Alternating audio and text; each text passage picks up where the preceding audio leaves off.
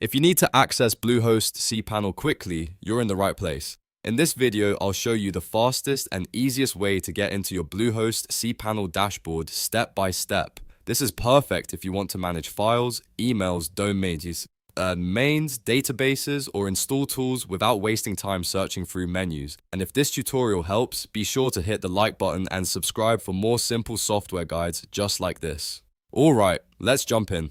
First, log into your Bluehost account using your normal username and password. Once you're inside your account dashboard, look for the left-hand menu. Bluehost organizes everything by section, so this is where you'll find the tools you need.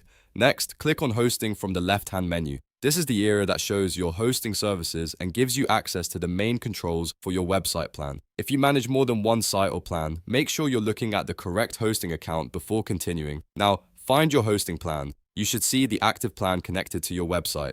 Take a moment to confirm that you're in the right place, especially if you have multiple domains or subscriptions. This helps make sure you open the correct cPanel for the right site.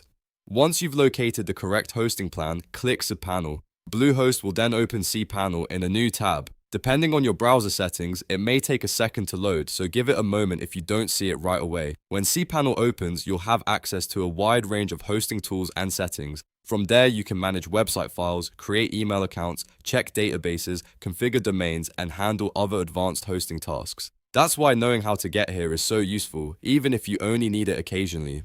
If the cPanel button doesn't appear immediately, make sure you're logged into the correct Bluehost account and that your hosting subscription is active. Sometimes the interface can look slightly different depending on the plan, but the hosting section and cPanel access are usually easy to find. And that's it. You've now learned how to access Bluehost CPanel in just a few clicks. If this video saved you time, please give it a like and subscribe for more step-by-step tutorials. Thanks for watching, and I'll see you in the next one.